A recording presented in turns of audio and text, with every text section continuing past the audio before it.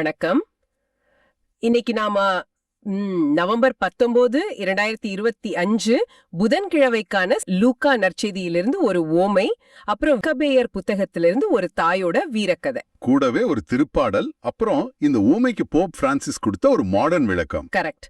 பாக்குறதுக்கு இது வெவ்வேறு விஷயங்கள் மாதிரி தெரியுது, ஆனா எல்லாத்தையும் இணைக்கிற ஒரு நூல் இருக்கு. ஆமா, இன்னைக்கு நம்மளோட நோக்கம் இதுதான் சொல்லலாம்.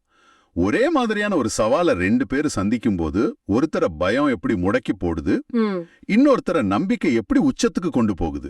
அருமையான கேள்வி. இந்த ரெண்டு பாதைகளுக்கான வித்தியாசத்தை தான் நாம இந்த மூலங்கள்ல தேட போறோம். நமக்கு கொடுக்கப்பட்ட வாய்ப்புகளை நாம எப்படி பாக்குறோன்றத பொறுத்து நம்ம வாழ்க்கை எப்படி மாறுதுன்னு பார்க்கலாம். ரொம்ப நல்லா சொன்னீங்க. சரி, வாங்க ஆரம்பிக்கலாம். முதல்ல லூக்கா நற்செய்தியில வர்ற அந்த உவமைய பாப்போம். சரி. அதிகாரம் 19, வசனங்கள் 11 - 28 வரை. ஆமா, இத 10 மினாக்கள் ஓமை கதைன்னு சொல்லுவாங்க. முதல் பார்வையில இது ஏதோ இன்வெஸ்ட்மெண்ட், ரிஸ்க், லாபம்னு ஒரு பிசினஸ் கதை மாதிரி தோணும். கரெக்ட். ஆனா நாங்க இத கொஞ்சம் வித்தியாசமா பார்க்க போறோம். இது வெறும் திறமைகளை பயன்படுத்துறதுக்கான ஒரு பாடம் மட்டும்தானா, இல்ல இது ஒரு ராஜ்யத்தை நிறுவுவதற்கான ஒரு இரக்கமற்ற அரசியல் வழிகாட்டியா? நல்ல கேள்வி. இந்த கதை சொல்லப்பட்ட அந்த சூழல், அந்த கான்டெக்ஸ்ட் ரொம்பவே முக்கியம். சொல்லுங்க. இயேசு எருசலேம் பக்கத்துல வந்துட்டு இருக்காரு. மக்கள் எல்லாம் ஆஹா, கடவுளோட ஆட்சி உடனே வரப்போகுதுன்னு ஒரு பெரிய எதிர்பார்ப்புல இருக்காங்க. ஆமா, எல்லாம் மாறப்போகுதுன்னு நினைக்கிறாங்க. அவங்களுடைய அந்த அவசரத்துக்கு ஒரு பதிலடி மாதிரி தான் இந்த கதை வருது. வருங்க, ஆட்சி வரும், ஆனா அதுக்கு முன்னாடி உங்களுக்கு சில வேலைகள் இருக்குங்கிற மாதிரி. ஒரு பெரிய கணக்கு வழக்கே இருக்குன்னு சொல்ற மாதிரி இருக்கு. சரி, அப்போ அந்த அரசியல் வழிகாட்டிங்கிற கோணத்திலேருந்து ஆரம்பிக்கலாம். கதை இப்படி தொடங்குது. ஒரு பெரிய இடத்து பையன் தனக்கு ராஜ்ய பட்டாபிஷேகம் செஞ்சுக்கிறதுக்காக ஒரு தூர நாட்டுக்கு போனானா. இங்கேயே ஒரு உருவகம் தெளிவா தெரியுது இல்லையா? யார் இந்த பெரிய இடத்து பையன்? எதுக்காக இந்த தூரதேச பயணம்? இறையியல் ரீதியா பார்த்தா இந்த பெரிய இடத்து பையன் இயேசுவதான் குறிக்குது. அவர் அந்த ராஜ்ய உரிமையை பெற போறது, அது அவருடைய விண்ணேற்றம். அதாவது அவர் தன் தந்தையிடம் முழு அதிகாரத்தையும் பெறச் செல்வதை குறிக்குது. அந்த தூர நாடு என்பது விண்ணகம். அவர் திரும்பி வர்றதுதான் அவரோட இரண்டாம் வருகை. அப்போ இது ஒரு இடைப்பட்ட காலத்தை பற்றிய கதை. கரெக்ட். ராஜா ஊர்ல இல்லாதப்போ என்ன நடக்குதுங்கிறது தான் கதையே. சரி, அப்போ ராஜா ஊருக்கு போறதுக்கு முன்னாடி தன்னோட 10 வேலைக்காரங்களை கூப்பிட்டு ஆளுக்கு ஒரு மினா கொடுக்கிறார். ஆமா, நான் திரும்பி வர வரைக்கும் இத வச்சு பிசினஸ் பண்ணுங்கன்னு சொல்றார். ஒரு மினானா அது எவ்வளவு பெரிய தொகை? ஏதோ சும்மா டிப்ஸ் மாதிரி கொடுத்தாரா, இல்ல இது ஒரு சீரியஸான முதலீடா? இல்ல, இது கண்டிப்பா ஒரு சீரியஸான முதலீடு தான். ஒரு மினாங்கிறது அப்போதைய காலத்துல ஒரு தொழிலாளியோட கிட்டத்தட்ட 3 மாச சம்பளம். ஓஹோ, அப்போ இது சின்ன தொகை இல்ல. நிச்சயமா இல்ல. இத ஒரு வெஞ்சர் கேபிட்டலிஸ்ட் கொடுக்கிற சீட் ஃபண்டிங் மாதிரி நினைச்சுக்கலாம். ஒரு ஆரம்ப மூலதனம். ஆனா இங்க சுவாரஸ்யமான விஷயம் என்னன்னா, மத்தேயு எழுதின தாளந்து ஓமையில திறமைக்கேத்த மாதிரி 5, 2ன்னு கொடுப்பார். ஆமா, ஆனா இங்க எல்லாருக்கும் சமமா ஒரே ஒரு மினாதான். ஒரு லெவல் பிளேயிங் ஃபீல்ட். இப்ப ஒரே மூலதனம், யார் என்ன பண்றாங்கன்னு பாப்போங்கிற மாதிரி ஒரு டெஸ்ட் இது. சரி, இது ஒரு பக்கம் நடந்துகிட்டு இருக்கும் போதே இன்னொரு விஷயமும் நடக்குது. வசனம் 14 சொல்லுது, ஆனா அவரோட நாட்டு மக்களுக்கும் அவரை பிடிக்கல. ஆமா, அதனால இவன் எங்களுக்கு ராஜாவா இருக்க கூடாதுன்னு சொல்லி ஒரு தூதுக்குழுவை அனுப்பினாங்களாம். அப்போ இங்க 2 குரூப் இருக்காங்க. ஆமா, ஒன்னு ராஜாவோட வேலைக்காரங்க, அதாவது இன்சைடர்ஸ். இன்னொன்னு அவரை வெளிப்படையாவே நிராகரிக்கிற மக்கள், அவுட்சைடர்ஸ். மிக சரியான புள்ளி. இந்த கதை முழுக்க இந்த 2 கோடுகளும் ஒட்டிகையாக பயணிக்கின்றன. உள்ளே இருக்கிறவங்களோட செயல்பாடு இல்லன்னா செயலற்ற தன்மை ஒரு பக்கம், இன்னொரு பக்கம் வெளியிருந்து அந்த ஆட்சியை நிராகரித்தவங்களோட கிளர்ச்சி. ஆமா, 2 பேருக்குமே கடைசில தீர்ப்பு இருக்கு. ஆனா அது வெவ்வேறான தீர்ப்பு. இது ரொம்ப முக்கியம். சரி, இப்ப கதை வேகமா நகருது. அந்த பெரிய இடத்த பையன் இப்ப ராஜாவா பட்டம் சூட்டிக்கிட்டு திரும்பி வர்றார். வந்ததும் வேலை பெர்ஃபார்மன்ஸ் ரிவ்யூ தான். ஆமா, முதல் வேலைக்காரன் வர்றான். ரொம்ப உற்சாகமா, ஐயா நீங்க கொடுத்த ஒரு மினாவை வச்சு 10 மினா சம்பாதிச்சிருக்கேன்னு சொல்றான். அதாவது 1000% ரிட்டர்ன். பிரமாதம். இங்கதான் கதையோட ஒரு திருப்பு முனை இருக்கு. ராஜாவோட பதில் ரொம்ப ஆச்சரியமா இருக்கு. என்ன சொல்றார்? அவர், பலே நல்ல வேலைக்காரன், நீ ரொம்ப சின்ன விஷயத்துல நம்பிக்கைக்குரியவனா இருந்த, அதனால உனக்கு 10 நகரங்களுக்கு அதிகாரி ஆகிற அதிகாரத்தை கொடுக்கறேன்னு சொல்றார். ஒரு நிமிஷம், அவன் சம்பாதிச்சு கொடுத்த பணத்தை திருப்பி தரலையா? இல்ல, அதுக்கு பதிலா அதிகாரத்தை கொடுக்கறாரு. அப்ப அவன் 10 மடங்கு பணம் சம்பாதிச்சதுக்கு அவனுக்கு கேஷ் போனஸ் கிடைக்கல, ஆளுநரா பதவி உயர்வு கிடைக்குது. இது என்ன மாதிரியான டீல்? இது ஒரு கம்பெனியோட பெர்ஃபார்மன்ஸ் ரிவ்யூ மாதிரி இல்ல. ஒரு புது அரசாங்கத்துக்கான ஆள் எடுக்கிற மாதிரி இருக்கு. துல்லியமா சொன்னீங்க. இது ஒரு நிதி அறிக்கை இல்ல, இது ஒரு தகுதி தேர்வு.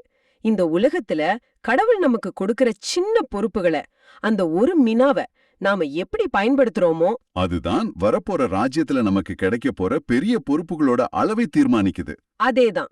இங்க பணம் சம்பாதிக்கிறது ஒரு தகுதி, அதுவே பரிசு இல்ல. பரிசு இன்னும் பெரிய பொறுப்பு, உண்மையான அதிகாரம். அப்போ 2வது வேலைக்காரன் வரான். அவன், ஐயா, உங்க மினாவை வச்சு 5 மினா சம்பாதிச்சேன்னு சொல்றான். அவனுக்கு நீ 5 நகரங்களுக்கு அதிகாரியா இருன்னு சொல்லப்படுது. இதுவும் அதேதான். உழைப்புக்கேத்த பலன், ரிஸ்க்குக்கேத்த ரிவார்ட். ஆமா, இங்க ஒரு நேர்மையான விகிதாச்சார அடிப்படையிலான வெகுமதி முறைய பாக்குறோம், பாரபட்சம் இல்ல. சரி, இப்போதான் கதை சூடு பிடிக்குது. நாம எல்லோரும் பேச விரும்புற அந்த ஆள் வரான், 3வது வேலைக்காரன். ஆமா, அவன் எந்த லாபமும் ஈட்டல. பதிலா, ஐயா, இதோ உங்க மின்னா ஒரு துணியில பத்திரமா சுத்தி வச்சிருந்தேன்னு சொல்றான். எதுக்கு இப்படி பண்ணேன்னு ஒரு காரணமும் சொல்றான். ஆமா, அவனோட காரணம் தான் இந்த கதையோட இதயம். வசனம் 21ல சொல்றான், உங்களுக்கு பயந்துதான் இப்படி செஞ்சேன்னு. ஆமா, நீங்க ரொம்ப கடுமையானவரு, நீங்க வைக்காதத எடுக்கிறவர், விதைக்காதத அறுக்கிறவர். அதாவது அவன் தன்னோட முதலாளிய பத்தி ஒரு சித்திரத்தை உருவாக்கி தன் செயலற்ற தன்மைக்கு ஒரு நியாயம் சொல்றான். கரெக்ட். ஒரு நிமிஷம் நில்லுங்க, அவனோட பயம் ஒரு வகையில நியாயமானது மாதிரி தெரியலையா? ஒருவேளை அவன் பணம் முதலீடு செஞ்சு நஷ்டமாகியிருந்தா இந்த கடுமையானவர்னு அவன் நம்புற முதலாளி அவனை சும்மா விட்டுருப்பாரா? அதனால இருக்கிறத பத்திரமா பாதுகாக்கிறது ஒரு புத்திசாலித்தனமான செயல்பாடு தானே? இது ஒரு அருமையான கேள்வி. இங்கதான் இந்த ராஜாவோட பதில் ரொம்ப கூர்மையா இருக்கு. அவரு, ஏ கெட்ட வேலைக்காரா, உன்னோட வாய்ச்சொல்ல வச்சே உனக்கு தீர்ப்பு சொல்றேன்னு ஆரம்பிக்கிறாரு. அவர் கடுமையானவன் இல்லைன்னு வாதாடவே இல்ல. பதிலா, சரி, நான் கடுமையானவன்னே வச்சுக்குவோம், நான் வெக்காததை எடுக்கிறவன் உனக்கு தெரிஞ்சிருந்தா நீ இன்னும் புத்திசாலித்தனமா இருந்திருக்கணுமேன்னு கேக்குறார். அதாவது, என் பணத்தை ஏன் வட்டிக்கு கொடுக்கற பேங்க்ல போட்டிருக்க கூடாது? நான் வந்ததும் அத வட்டியோடையாவது வாங்கிருப்பேனேன்னு கேக்குறார். ஆஹா, இது செக்மேட் மாதிரி இருக்கு. என்ன பத்தி நீயே ஒரு முடிவுக்கு வந்துட்ட, அந்த முடிவுப்படி பார்த்தாலும் நீ செஞ்சது முட்டாள்தனம்னு சொல்றார். ஆமா, பயம்ங்கிறது ஒரு செயலை செய்யாம இருக்கிறதுக்கு காரணமா இருக்க முடியாதுன்னு முகத்துல அடிச்ச மாதிரி சொல்றார். அதாவது, நீ பெரிய ரிஸ்க் எடுக்க வேண்டாம், அட்லீஸ்ட் எந்த ரிஸ்க்குமே இல்லாத மிக குறைந்தபட்ச முயற்சியாவது எடுத்திருக்கலாமே, அதையும் நீ செய்யலேங்கிறதான் குற்றச்சாட்டு.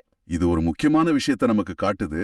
ஆமா, முயற்சி செஞ்சு தோத்து போறது கூட மன்னிக்கப்படலாம் போல, ஆனா முயற்சி செய்யாம முடங்கி போறது, அதுவும் பயத்தின் காரணமா, அது மன்னிக்க முடியாத குற்றமா பார்க்கப்படுது. அந்த வேலைக்காரனோட தப்பு பணத்தை இழந்ததில்ல, பணத்தை பெருத்த முயற்சி செய்யாதது.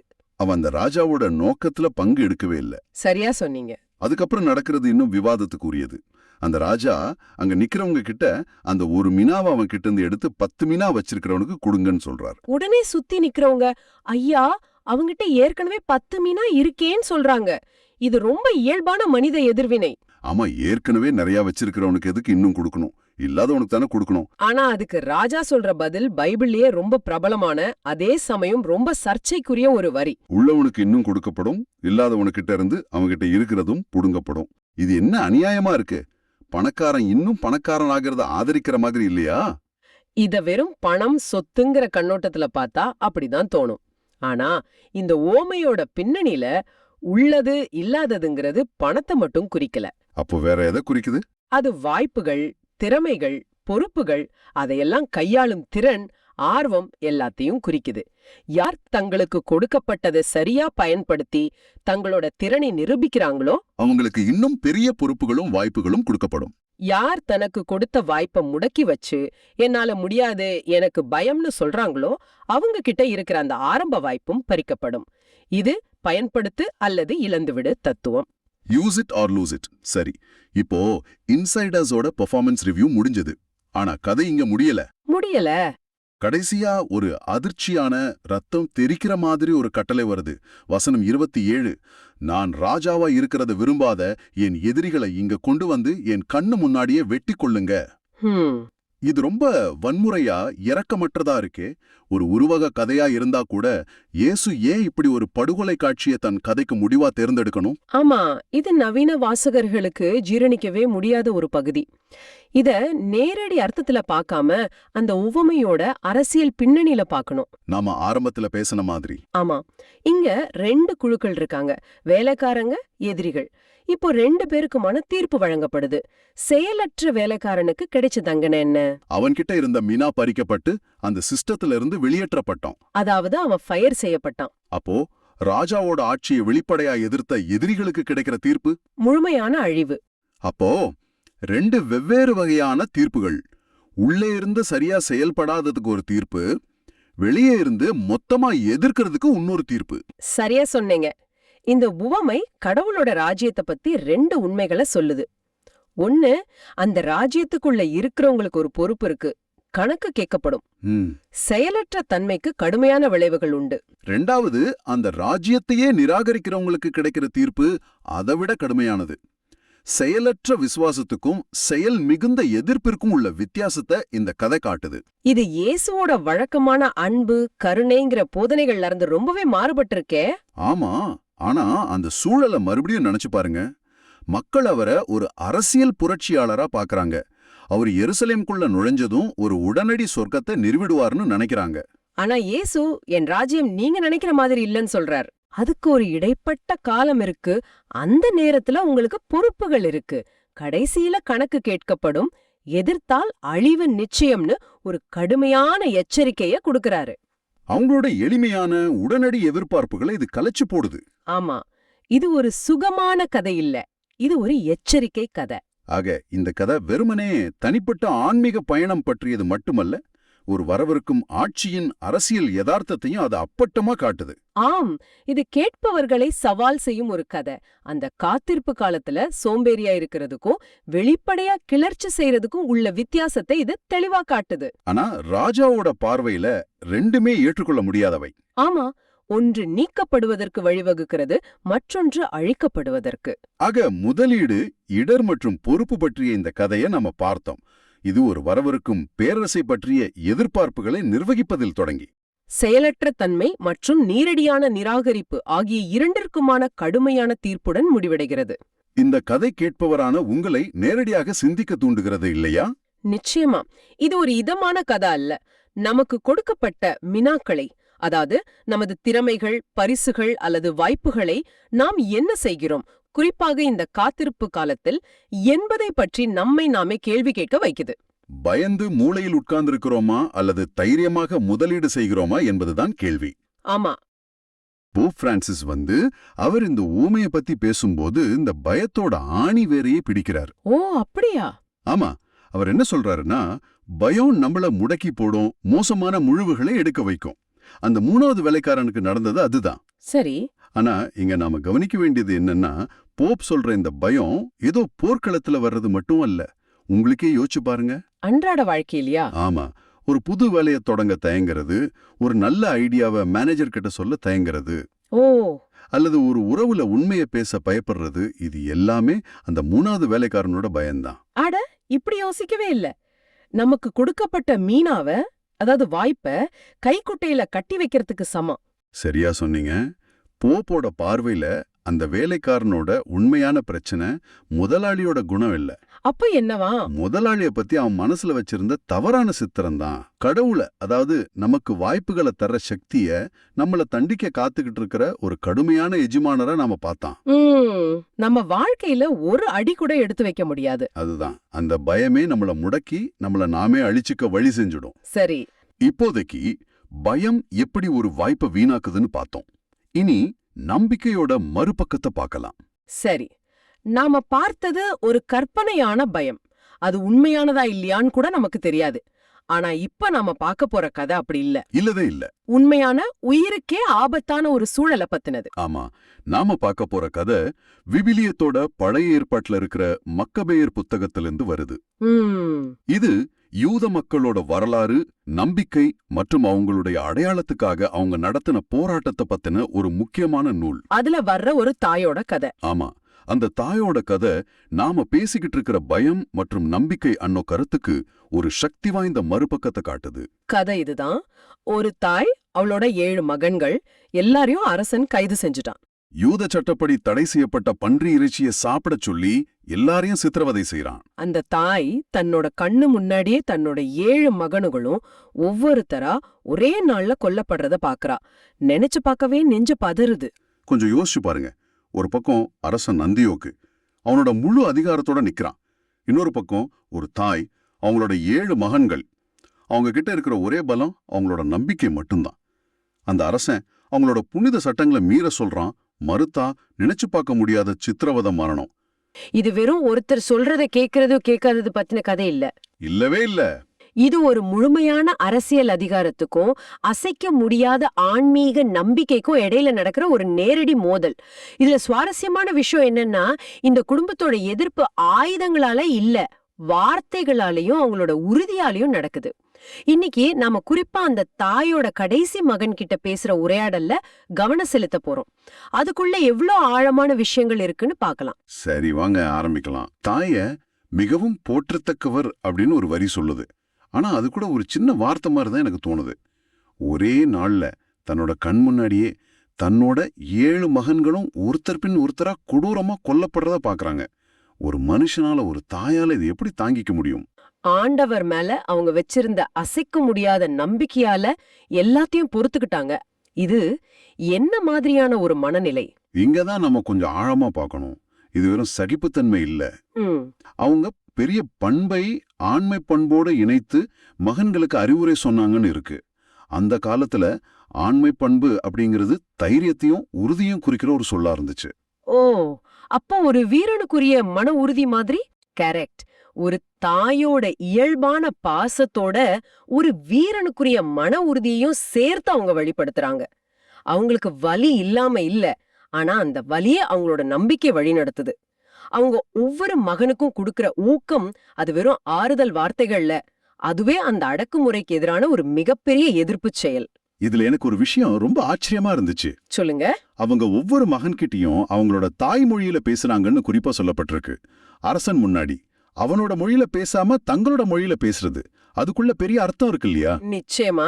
அது வெறும் தகவல் பரிமாற்றம் இல்ல, அதுவே ஒரு அரசியல் போராட்டம். அடக்குமுறையாளனோட மொழியை நிராகரிச்சு தங்களோட பாரம்பரிய மொழியில பேசுறது, உன்னோட அதிகாரம் என் உடலை தொடலாம், ஆனா என்னோட கலாச்சாரத்தையோ என்னோட அடையாளத்தையும் தொட முடியாது அப்படின்னு முகத்துக்கு நேரா சொல்றதுக்கு சமம். லூக்கா ஓமையில வர்ற வேலைக்காரன் பணத்தை இழந்துருவோமோ, முதலாளியோட கோபத்துக்கு ஆளாவோமோ அன்ன பயத்துல முடுங்கி போனான். ஆனா இந்த தாய் தன் பிள்ளைகளோட உயிரே பறி போகும் போதும் ஆண்டவர் மீது கொண்டிருந்த நம்பிக்கையால் அந்த துயரங்கள் எல்லாத்தையும் மிகுந்த துணிவோட தாங்கிக்கிறான். அப்போ கதை கடைசி மகன் கிட்ட வருது. ஆமா, 6 பேரையும் கொடூரமா கொன்னதுக்கு அப்புறமும் அரசன் அந்தியோக்கு இந்த கடைசி பையனை பாக்குறான். இங்கேதான் அவனோட அணுகுமுறை நொட்டமா மாறுது. கரெக்ட். அது வரைக்கும் மிரட்டி பார்த்தவன் இப்போ ஆசை காட்ட ஆரம்பிக்கிறான். இது ஒரு உளவியல் ரீதியான தாக்குதல் மாதிரி தானே இருக்கு. மிகச் சரியா சொன்னீங்க. இதுதான் இந்த கதையோட மிக முக்கியமான திருப்பு முனை. அரசன் அந்த கடைசி பையன்கிட்ட, உன் மூதாதையரோட இந்த பழைய பழக்க வழக்கங்கள் எல்லாம் விட்டுடு, நான் உன்னை மிக பெரிய செல்வந்தனாக்குறேன், என் நண்பனா ஏத்துக்கிறேன், உனக்கு பெரிய பதவியெல்லாம் கொடுக்கறேன் அப்படின்னு சொல்றான். யோசிச்சு பாருங்க, ஒரு இளைஞன் ஆசைப்படக்கூடிய அத்தனையும் அவன் கால்ல கொண்டு வந்து வைக்கிறான். ஆமா, இது அந்த பையனோட முடிவை இன்னும் கடினமாக்குது. முன்னாடி இருந்த அண்ணங்கள் சித்திரவதையிலிருந்து தப்பிக்க மரணத்தை தேர்ந்தெடுத்தாங்க. ஆனா இவன் ஒரு சொகுசான அதிகாரமிக்க வாழ்க்கையை நிராகரிச்சுட்டு மரணத்தை தேர்ந்தெடுக்கணும். இதுதான் நேர்மைக்கான ஒரு உன்னதமான சோதனை. அந்த அரச அந்த பையனோட நம்பிக்கைய பழைய பழக்க வழக்கங்கள் அப்படின்னு சொல்லி ரொம்ப சாதாரணமா ஆக்க பாக்குறான். ஆமா, இது ஒன்னும் பெரிய விஷயம் இல்ல அப்படின்னு காட்ட முயற்சி பண்றான். ஆனா அந்த பையனுக்கு அந்த பழைய பழக்க வழக்கங்கள்லாம் அவனோட அடையாளம். அதுதான் கடவுள்கிட்ட அவன் செஞ்சுக்கிட்ட உடன்படிக்கை. இங்கதான் அந்த மோதலே நடக்குது. இந்த உலகத்தோட தற்காலிகமான ஆதாயங்களா இல்ல நிரந்தரமான ஆன்மீக கொள்கைகளா? இதுதான் கேள்வி. அந்த பையன் கொஞ்சம் கூட அசையாம நிக்கிறான். அப்பதான் அந்த எந்தியக்கோவோட அந்த கையலாகாத்தனம் வெளியே வருது இல்லையா? ஆமா, ஒரு பெரிய சக்கரவர்த்தி ஒரு சின்ன பையன்கிட்ட தோத்து நிக்கிறான். உடனே அவன் அந்த தாயை கூப்பிட்டு, உன் பையனுக்கு அறிவுரை சொல்லி அவனை காப்பாத்து அப்படின்னு கெஞ்சிரான். ஒரு தாயோட பாசம் பையனோட உயிரை காப்பாத்த எதையும் செய்ய வைக்கும்னு அவன் தப்பு கணக்கு போடுறான். அவங்க நம்பிக்கையோட ஆழத்தை அவன் சுத்தமா புரிஞ்சிக்கவே இல்ல. படையான கட்டுப்பாட்டை பத்தி தான் யோசிக்கும். செல்வம், பதவி, உடல் வலி. ஆனா இந்த தாயும் மகனும் வேற ஒரு தளத்துல இயங்குறாங்க. அவங்களோட பலம் அவங்களுக்குள்ள இருந்து வருது. அத அந்த அரசனால புரிஞ்சுக்கவும் முடியல, கட்டுப்படுத்தவும் முடியல. அதனாலதான் ஒரு சக்கரவர்த்தி ஒரு சாதாரண பெண்ணிடம் கெஞ்சற நிலைக்கு தள்ளப்படுறான். ஆமா. அந்த தாயும் ஒரு நிமிஷம் அவன் பேச்சு கேட்கிற மாதிரி நடிச்சு தன் பையன்கிட்ட போனதும் அந்த அரசனை ஏளனம் செய்றாங்க. மறுபடியும் அவங்க தாய்மொழியில பேசுறாங்க. மகனே, இந்த கொலைக்காரனுக்கு பயப்படாத, உன் சகோதரர்களுக்கு ஏற்றவனா உன்னை காட்டிக்கோ அப்படின்னு சொல்றாங்க. அந்த வார்த்தைகள் அரசனோட ஆசை வார்த்தைகளை விட எவ்வளவு சக்தி வாய்ந்ததா இருக்கு. நிச்சயமா. இப்போ நாம இந்த உரையாடலோட மைய பகுதிக்கு வரோம். சரி. அந்த தாய் தன் மகனுக்கு சொல்ற அறிவுரை தான் இந்த கதையோட இறையியல் அடித்தளமே. அவங்க வெறும் உணர்ச்சி பூர்வமா பேசல, ஒரு தத்துவார்த்தமான ஒரு தர்க்க ரீதியான வாதத்தை முன்வைக்கிறாங்க. மகனே, வானத்தையும் பூமியையும் பாரு. கடவுள் இது எல்லாத்தையும் ஏற்கனவே இருந்த பொருட்களிலிருந்து உருவாக்கல, இல்லாததிலிருந்து தான் உருவாக்குனார். இத நீ புரிஞ்சுக்கிட்டா உனக்கு மரணத்தை பத்தி பயம் இருக்காது அப்படின்னு சொல்றாங்க. ஒரு நிமிஷம், இது ரொம்ப ஆழமான ஒரு பாயிண்ட். ஆமா. அப்போ இது ஒரு கண்மூடித்தனமான நம்பிக்கை கிடையாது, அவங்க ஒரு தர்க்கத்தை முன்வைக்கிறாங்க, சரிதானே? மிக சரியா சொன்னீங்க. அதுதான் கடவுள் ரொம்ப கஷ்டமான ஒரு வேலைய, அதாவது இல்லாததிலிருந்து உலகத்தை உருவாக்குறத ஏற்கனவே செஞ்சிட்டார். அப்போ ஏற்கனவே இருக்கிற உனக்கு மறுபடியும் உயிர் கொடுக்கறது, அதாவது உயிர்த்தெழுதல், அவருக்கு ஒரு சுலபமான வேலை தான். இதுதானே அவரோட அர்த்தம். இதுதான் அவங்களோட மன உறுதிக்கான அடித்தளம். அவங்க தம் மகனுக்கு மரணத்தை எதிர்கொள்ள ஒரு அறிவுபூர்வமான கருவியை கொடுக்கறாங்க. ஒரு அம்மாவா ஆறுதல் சொல்றதை விட ஒரு இறையியல் அறிஞரா அவனுக்கு ஒரு தத்துவத்தை ஆயுதமா கொடுக்கறாங்க. புரியுது. உன்னை படைச்சவருக்கு உன்னை திரும்பவும் உருவாக்குறது ஒரு விஷயமே இல்ல அப்படிங்கிற நம்பிக்கை. ஆமா, அந்த நம்பிக்கை தான் அந்த பையனுக்கு அசாத்தியமான தைரியத்தை கொடுக்குது. அந்த தைரியம் அவனோட கடைசி வார்த்தைகள்ல அப்படியே வெளிப்படுது. அவன் அந்த அரசனை பார்த்து, இன்னும் எதுக்காக காத்துக்கிட்டு இருக்கீங்க? உங்க கட்டளைக்கு நான் கீழ்ப்படிய மாட்டேன், திருச்சட்டத்துக்கு மட்டும்தான் நான் கீழ்ப்படிவேன் அப்படின்னு சொல்றான். இது வெறும் நிராகரிப்பு இல்ல, இது ஒரு தீர்ப்பு. ஆமா. அதோட அவன் நிறுத்தல, தொடர்ந்து சொல்றான், எபிரேயருக்கு எதிரா எல்லா வகை தீமைகளையும் உருவாக்குன நீ கடவுளோட கையிலிருந்து தப்பிக்கவே முடியாது அப்படின்னு அரசனுக்கு எச்சரிக்கை விடுறான். இங்க அதிகாரம் தலைகீழா மாறுறத நம்ம பாக்குறோம். கரெக்ட். சித்திரவதைக்கு உள்ளான கெய்தி சித்திரவதை செய்யறவனுக்கு தீர்ப்பு வழங்குறான். நினைச்சு பார்க்கவே ஆச்சரியமா இருக்கு. அந்த நிமிஷத்துல அந்த பையன்தான் உண்மையான அதிகாரம் படைச்சவன் மாதிரி தெரியறான். நிச்சயமா. அரசனோட பூமிக்குரிய அதிகாரத்தை விட உயர்ந்த ஒரு நீதி இருக்குங்கிறதுல அவன் உறுதியா இருக்கான். அவன் தன்னோட மரணத்தை ஒரு தோல்வியா பார்க்கல, ஒரு சாட்சியமா, ஒரு வெற்றியா பார்க்கறான். ஆமா. அவனோட வார்த்தைகள்ல அவன் தன்னோட தனிப்பட்ட வலிய பத்தி பேசல, அவன் திருச்சட்டத்தை பத்தி பேசுறான், உடன்படிக்கைய பத்தி பேசுறான், ஒரு சமூகத்தோட அடையாளத்தை பத்தி பேசுறான். சரியா சொன்னீங்க. இது வெறும் ஒரு தனி நபரோட உயிர் சம்பந்தப்பட்ட விஷயம் இல்ல, இது ஒரு முழு சமூகத்தோட நம்பிக்கையையும் அவங்க கடவுளோட வச்சிருக்கிற உறவையும் பற்றியது. அந்த பெரிய பாரத்தை அவன் சுமக்க தயாரா இருக்கான். ஆஹா, இந்த ஆழமான பகுப்பாய்வுல இருந்து நாம என்ன எடுத்துக்கலாம்? நம்பவே முடியாத ஒரு தைரியத்தோட கதையை நம்ம பார்த்தோம். தன் மகன்கள் செத்து போவாங்கன்னு தெரிஞ்சும் அவங்களோட நம்பிக்கையை உறுதிப்படுத்தின ஒரு தாய், இந்த உலகத்தோட எல்லா சுகபோகங்களையும் நிராகரிச்ச ஒரு இளைஞன். இது வெறும் துன்பத்தை பத்தின கதை இல்ல, துன்பத்துக்கு நடுவுலையும் ஒரு அர்த்தத்தை கண்டுபிடிக்கிறத பத்தின கதை. ஆமா, இந்த கதை முழுக்க கண்ணுக்கு தெரியாத ஒரு யதார்த்தத்தின் மேல இருக்கிற நம்பிக்கைய மையமா வச்சுதான் நகருது. படைப்பு, உயிர்த்தெழுதல், இறுதி நீதி. ஆமா, இந்த அசைக்க முடியாத நம்பிக்கை அரசனோட அதிகாரத்தை ரொம்ப தற்காலிகமானதாவும் அற்பமானதாவும் மாத்திடுது. அந்த நீதிமன்றத்துல கைதிகள் சுதந்திரமாவும் அரசன் தன்னோட அதிகாரத்துக்கே அடிமையாவும் இருக்கிற ஒரு விசித்திரமான சூழல் உருவாகுது. இது நம்ம எல்லார் மனசுலயும் ஒரு முக்கியமான கேள்வி எழுப்புது. உங்க வாழ்க்கையில நீங்க எந்த ஒரு சூழ்நிலையிலையும் சமரசம் செஞ்சுக்கவே முடியாத கொள்கைகள்னு எதையாவது வச்சிருக்கீங்களா? எதுக்காக வேணாலும் விட்டு கொடுக்க முடியாத ஒரு விஷயம், அது எது வரைக்கும் போகும்? ஆமா, அதுதான் இந்த கதை நம்ம கிட்ட கேக்குற நேரடி கேள்வி. பயம் முடக்கும், நம்பிக்கை உயிர் கொடுக்கும் அன்னோதற்கு இது ஒரு சக்தி வாய்ந்த உதாரணம். அவளோட மனநிலையே எவ்வளவு உறுதியா இருந்திருக்கும். ஆமா, அவளோட இந்த நம்பிக்கையோட உணர்ச்சி வடிவம் தான் நம்ம அடுத்து பார்க்க போற திருப்பாடல்னு நினைக்கிறேன். அது இந்த நம்பிக்கைக்கான ஒரு இசை மாதிரி இருக்கு. கரெக்ட். திருப்பாடல் 17 இந்த இரண்டு கதைகளுக்கும் ஒரு உணர்ச்சி பூர்வமான மையத்தை கொடுக்குது. அந்த பாடலோட வரிகள் பயத்துல வாழுற ஒருத்தரோட குரலா இல்லாம நம்பிக்கை கொண்ட ஒருத்தரோட மன்றாட்ட ஒலிக்குது. நானோ நீதிமானாய் விழித்தெழும்போது உருவம் கண்டு நிறைவடைவேன். இந்த ஒரு வரிய மனசுல வச்சுக்கிட்டு இந்த நிலைக்கு வர்றதுக்கு அந்த படிப்படியா பார்க்கலாம். சரி. அந்த பயணத்தோட தொடக்கமே ரொம்ப என்ன சொல்றது, ஆக்ரோஷமா ஒரு கோர்ட்ல வாதாடுற மாதிரி இருக்கு. ஆமா. முதல் வரியே, ஆண்டவரே என் வழக்கின் நியாயத்தை கேட்டருளும், என் மன்றாட்டுக்கு செவி சாய்த்தருளும் அப்படின்னு ஒரு நேரடி கோரிக்கை. இது சும்மா எனக்கு உதவி பண்ணுங்கன்னு கெஞ்சுற மாதிரி இல்ல. இல்ல. என் பக்கம் இருக்கிற நியாயத்தை கேளுங்கன்னு உரிமை கேக்குற மாதிரி இருக்கு. இது ஒரு பலவீனமான இடத்திலிருந்து வர்ற அழுகுரல் கிடையாது. இது ஒரு பலமான இடத்திலிருந்து வர்ற வாதம். அவர் அடுத்ததா பயன்படுத்துற சொற்றொடர் இதை இன்னும் ஆழமாக்குது. எது இது? வஞ்சகமற்ற உதடுகளினின்று எழும் என் மன்றாட்டு. இங்கதான் எனக்கு ஒரு சின்ன கேள்வி வருது. ஏன் உதட்டுல வஞ்சகமே இல்லைன்னு ஒருத்தர் சொல்றது கொஞ்சம் தற்பெருமையா இல்லையா? யாருமே முழுசா வஞ்சகம் இல்லாம இருக்க முடியுமா? இல்ல இதுக்கு வேற ஏதோ ஆழமான அர்த்தம் இருக்கா? இது ஒரு அருமையான கேள்வி. ஏன்னா இதுதான் இந்த பாடலோட உளவியலையே திறக்கிற சாவி.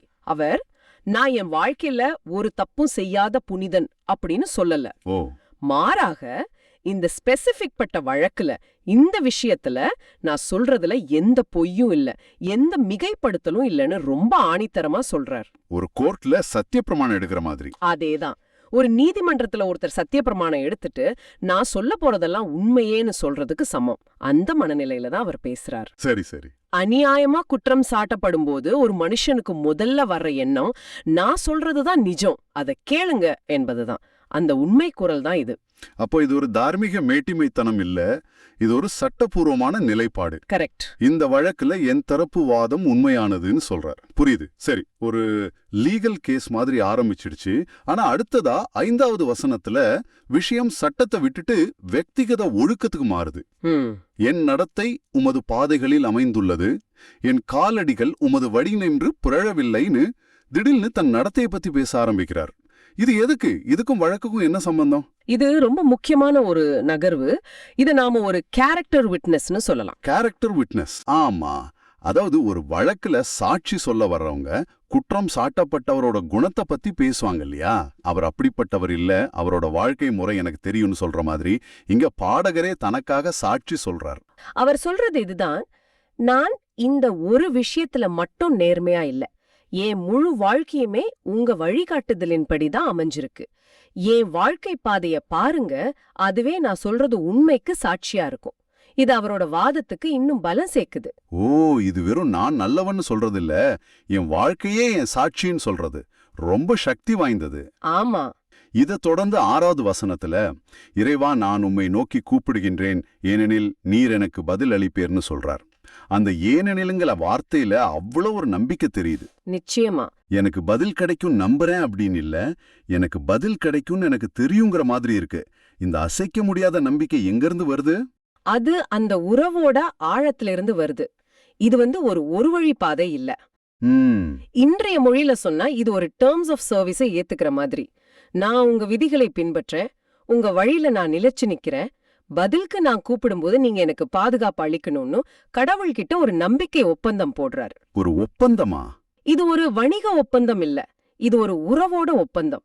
நான் என் பங்க சரியா செஞ்சிருக்கேன், அதனால நீங்க உங்க பங்க செய்வீங்கன்னு எனக்கு முழுசா தெரியுங்கிற அந்த அசைக்க முடியாத நம்பிக்கை தான் அது. அந்த நம்பிக்கை தான் அவரோட மன்றாட்டுக்கு இவ்ளோ பலத்தை கொடுக்குது. இதுவரைக்கும் ஒரு கோர்ட் ரூம் டிராமா மாதிரி வாதம், சாட்சியம், ஒப்பந்தம்னு போய்கிட்டு இருந்த பாடல் 8வது வசனத்துல திடீர்னு அதோட துணியை மொத்தமா மாத்துது. ஆமா, ஒரு பெரிய திருப்பம். இங்க வர்ற வார்த்தைகள் ரொம்ப நெருக்கமானவை, உணர்வுபூர்வமானவை. உமது கண்மணி என என்னை காத்தருளும், உமது இரக்கங்களின் நிழலில் என்னை மறைத்துக் கொள்ளும். ஏன் இந்த திடீர் மாற்றம்? சட்ட ரீதியான வாதத்திலிருந்து இவ்வளவு தனிப்பட்ட பாசமான வேண்டுகோளுக்கு ஏன் மாறணும்? ஏன்னா நியாயம் மட்டும் பத்தாது, பாதுகாப்பும் தேவை. சரிதான். ஆபத்து நெருங்கும்போது ஒரு வாதம் நம்மள ஜெயிக்க வைக்கலாம், ஆனா ஒரு அரவணைப்பு தான் நம்மள காப்பாத்தும். இங்க அவர் பயன்படுத்துற உருவகங்கள் சாதாரணமானவே இல்ல. முதல்ல கண்மணிங்கிற வார்த்தையை எடுத்துக்குவோம். ஆப்பிள் ஆஃப் யுவர் ஐன்னு சொல்லுவாங்களே, அதுவா? அதேதான். ஆனா அது வெறும் விலை மதிப்பற்றங்கிற அர்த்தத்துல மட்டும் வரல. அப்போ வேற என்ன அர்த்தம் இருக்கு? நீங்களே யோசிச்சு பாருங்க. உங்க கண்ணுல ஒரு சின்ன தூசி விழுந்தா கூட உங்க முழு உடம்பும் எப்படி பிரதிபலிக்குது? ஆமா, உடனே கண்ணை கசக்குவோம், தண்ணி வரும். உங்க கவனம் முழுசும் அந்த தூசியை வெளியேற்றுறதுல தான் இருக்கும். அந்த நொடியில உங்களை சுத்தி என்ன நடந்தாலும் உங்களுக்கு அது தெரியாது, உலகம் நின்னுடும். அந்த அளவுக்கு ஒரு அவசரமான, உடனடியான, முழுமையான கவனத்தையும் பாதுகாப்பையும் தான் பாடகர் இங்க கேக்குறார். ஓ, இது ஒரு சாதாரண பாதுகாப்பு கோரிக்கை இல்ல. நான் உங்க பிரபஞ்சத்தோட மையமா இருக்கணும், என்னை சுத்தி வேற எதுவும் உங்களுக்கு தெரியாத அளவுக்கு என் பாதுகாப்பா உங்க முழு கவனமா இருக்கணுங்கிற ஒரு தீவிரமான வேண்டுகோள். வாவ், நான் இது இப்படி யோசிச்சு பார்த்ததே இல்ல. இது வெறும் பாசம் இல்ல, இது ஒரு ஒரு தீவிரமான பாதுகாப்பு கோரிக்கை. அப்போ இறக்கைகளின் நிழலில் என்னை மறைத்துக் கொள்ளும் என்பதற்கு என்ன அர்த்தம்? அது ஒரு தாய் பறவை குஞ்சுகளை பாதுகாக்கிற மாதிரி தானே. அதுல இதை தாண்டி ஏதாவது இருக்கா? நிச்சயமா. ஒரு தாய் பறவை தன் குஞ்சுகளை இறக்கைகளுக்குள்ள மறைக்கிறது வெறும் கதகதப்புக்காகவோ பாசத்துக்காகவோ மட்டும் இல்ல. அப்ப எதுக்கு? அது வேட்டையாடுற பறவைகளோட கண்ணுல இருந்து தன் குஞ்சுகளை முழுமையா மறைக்கிறதுக்காக. அந்த நிழலுக்குள்ள இருக்கிற குஞ்சுகள் வெளியே இருக்கிற எதிரிக்கு தெரியவே தெரியாது. ஆமா, அந்த நிழல் குஞ்சுகள் இந்த உலகத்திலிருந்தே தற்காலிகமா மறைச்சிடுது. பாடகர் கேக்குறது அதுதான். என்ன அச்சுறுத்தும் ஆபத்தோட பார்வையிலிருந்தே என்ன முழுமையா மறைச்சிடுங்க. உங்க பாதுகாப்போட நிழல் எவ்வளவு பெருசா இருக்கணும்னா எதிரிக்கு நான் இருக்கிறது கூட தெரியக்கூடாது. இது ஒரு முழுமையான பாதுகாப்பு, ஒரு அரண். ஒரு நீதிபதியா ஆரம்பிச்ச உரையாடல் இப்ப ஒரு முழுமையான பாதுகாவலர்கிட்ட தஞ்சம் கேட்கறதுல வந்து நிக்குது. கரெக்ட். ஆக அவர் நியாயம் கேட்கிறார், தன் நேர்மைய சாட்சியா வைக்கிறார், இப்ப அசைக்க முடியாத பாதுகாப்பையும் கேட்கிறார். இவ்வளவு தூரம் பயணிச்ச பிறகு இறுதியா இந்த பயணத்தோட இலக்கென்ன? பாடலோட உச்சகட்டமான அந்த பல்லவிக்கு வரும். ஆமா, கிளைமேக்ஸ். நானும் நேர்மையுடன் நிலைத்திருந்து உமது முகம் காண்பேன், விழித்தெழும்போது உமது உருவம் கண்டு நிறைவு பெறுவேன். வழக்குல ஜெயிக்கிறது தான் இறுதி இலக்கா, இல்ல வேற ஏதாவதா? இதுதான் இந்த பாடலோட மிக அழகான ஆச்சரியமான திருப்புமுனை. இவ்வளவு நேரம் அவர் கேட்ட எதுவும், அதாவது வழக்கின் வெற்றி, எதிரிகள் கிட்ட இருந்து விடுதலை, துன்பங்கள்ல இருந்து முக்தி, இது எதுவுமே இறுதி இலக்கு இல்ல. இறுதி இலக்கு இது எல்லாத்தையும் விட மேலான ஒண்ணு. அது உமது முகம் காண்பது, உமது உருவம் கண்டு நிறைவடைவது. இதோட அர்த்தம் அவருக்கு தேவைப்பட்டது ஒரு பொருள் சார்ந்த வெற்றி இல்ல, ஒரு ஆன்மீக தரிசனம். அப்படிதானே? ஆமா. இந்த போராட்டம் முழுசுமே அந்த ஒரு தரிசனத்துக்காக நடத்தப்பட்ட போராட்டமா? மிக சரியா. இப்போ நாம இந்த பாடல் முழுசும் இருக்கிற இழைகளை ஒன்னா இணைச்சு பார்க்கலாம். முதல் வரியில கேட்ட நியாயம் இறுதி வரியில நேர்மையுடன் நிலைத்திருந்து உமது முகம் காண்பதுல முழுமையா கிடைக்குது. போன்ற பாதுகாப்பு இந்த பயணத்தை பாதுகாப்பா நிறைவு செய்ய தேவையான ஒரு கவசமா இருக்குது. எல்லாம் ஒன்னோட ஒண்ணு எவ்வளவு அழகா இணைக்கப்பட்டிருக்கு பாத்தீங்களா? ஆமா. அவருக்கு தேவைப்பட்டது ஒரு தீர்ப்பு இல்ல, ஒரு தரிசனம். அந்த இறுதி வரியில வர்ற விழித்தெழும்போதுங்கிற சொற்றொடர் கூட அதுக்குள்ளே ஆழமான அர்த்தங்கள் இருக்கிற மாதிரி தோணுது. அது எதை குறிக்குது? அதோட அழகே அந்த பன்முக அர்த்தத்துலதான் இருக்கு. அது ரொம்ப எளிமையா ஒரு மோசமான கனவுல இருந்து காலையில கண் விழிக்கிறதா இருக்கலாம், இல்லன்னா வாழ்க்கையில இருக்கிற ஒரு பெரிய பிரச்சனையோட இருண்ட காலத்துல இருந்து வெளிச்சத்துக்கு வர்றதா, அதாவது விழிச்சுக்கிறதா இருக்கலாம். அதுவும் சரிதான். இன்னும் ஆழமா பார்த்தா சில தத்துவங்கள் படி இந்த உலக வாழ்க்கையே ஒரு தூக்கம் மாதிரி. அதுல இருந்து மரணத்துக்கு பின்னாடி ஒரு புதிய யதார்த்தத்துல ஒரு புதிய வாழ்வுல விழிக்கிறதாவும் இருக்கலாம். அதனால எந்த விழிப்பா இருந்தாலும் அந்த விழிப்புக்கு பின்னாடி கிடைக்கிற உண்மையான முழுமையான நிறைவுங்கிறது பொருள் சார்ந்ததா இருக்காது. அது ஒரு அனுபவம், ஒரு தரிசனம். இதுதான் இந்த பாடலோட மைய செய்தின்னு சொல்லலாமா? ஆம், அதுதான் இந்த பாடலை வெறும் ஒரு பழங்கால புலம்பல்ல இருந்து ஒரு ஆழமான ஆன்மீக பயணமா மாத்துது. அந்த இறுதி நிறைவு எதிரிகள் தோற்கடிக்கப்படுறதுல இல்ல, அந்த இறுதி நிறைவு கடவுளை காண்பதில் இருக்கு. சுருக்கமா பார்த்தா ஒரு சின்ன பாடல் ஒரு பெரிய பயணத்தை விவரிக்குது.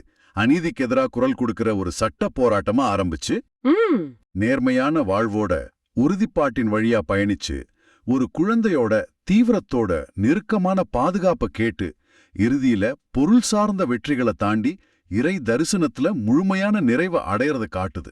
ஆமா, இது ஒரு புகாரில் தொடங்கி ஒரு பரவசத்துல முடியுது. இந்த பாடல் ஒரு பழங்கால மன்றாட்டு மட்டும் இல்ல, அது நம்ம ஒவ்வொருத்தரோட பயணத்தோட வரைபடமா கூட இருக்கலாம்.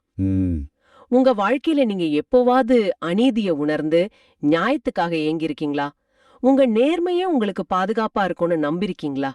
உங்களை முழுமையா மறைச்சுக்கிற அளவுக்கு ஒரு அரவணைப்பையும் பாதுகாப்பையும் தேடி இருக்கீங்களா? கண்டிப்பா.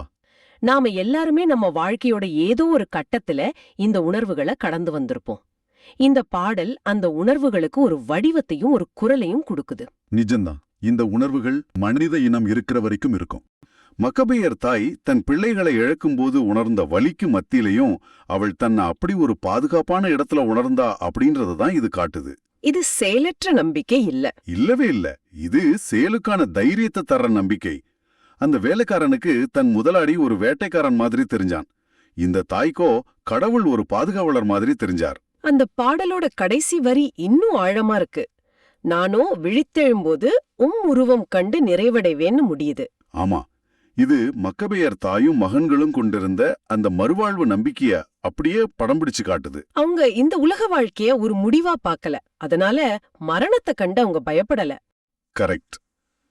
நான் விழித்தெழும்போதுன்ற வார்த்தை மரணத்தை ஒரு தூக்கமாவும் மறுவாழ்வ ஒரு விழிப்பாவும் பாக்குது. அந்த நம்பிக்கை தான் அவங்க தைரியத்தோட அஸ்திவாரமா இருந்துச்சு.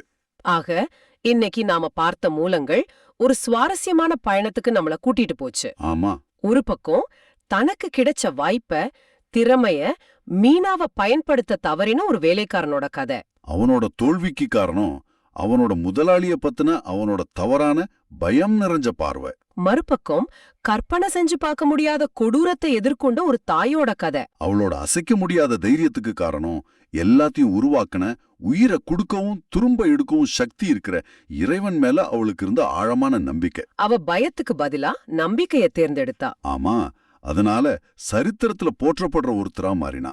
சுருக்கமா சொன்னா, நம்மளோட பார்வை தான் நம்மளோட செயலை தீர்மானிக்குது.